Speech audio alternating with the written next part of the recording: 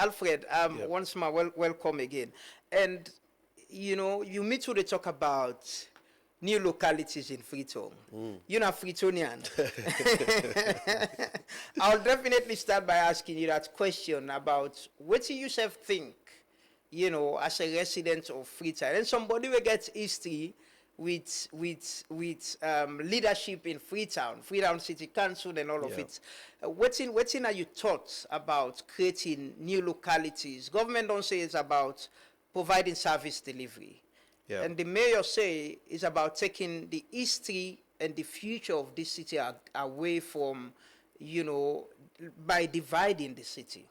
What's in are your thoughts or opinion on that? On the proposal? When the history of Freetown began, obviously we were born, but I remember, I think I was like 6 or something like that day when my daddy became mayor. And I remember running around the city hall and obviously get strong connections today. The old city hall we born. You ever be mayor?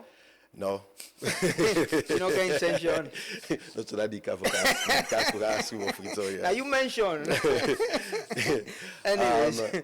But for me personally, I think it's a big no. In a big no in many senses. I think historically, Freetown are one of the cities that way in Africa where get strong history, right? From the freed slave to Kanto, which would always don't know about Freetown. So we don't, in our necessary for we just wipe away that history there. But when we come to economically, the sector are there. I think that when you bring all resources together in one city, then the city obviously stronger. I think that's one very, very important thing, Dandy. I don't involve with city council also, pass some work they want to do. So I do some work for some UN agency, UNCDF. And one of the things that we try to do now for improve water and sanitation of the city. And also to watch also the revenue aspects of them. And one of the challenges that we obviously will get, why even Yeribi talked about earlier on, was how new localities, the way that they come up, how we ensure, say, we get proper water and sanitation. And we all know say that in a big challenge. Meeting I built up area along Wilkinson Road and where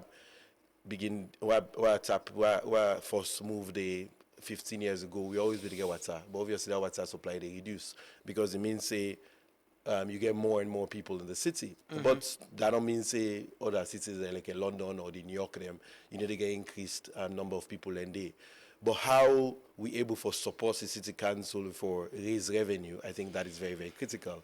I think about 4 or 5 years ago, we get a new property tax system. And if we also look at holistically, not only Freetown, but if we watch between local governments and central governments, if we even watch the tax side, if local governments, them not only in Freetown, but also all the big cities, them, if they're supported for letting able to collect a lot of revenue, within that they go do, then they go help for reduce the strain on government resources. But then they mean say investments needs to be be done. You know what I mean? And it's not only the city that can do it. So if we begin to say we divide things, then you have more responsibility.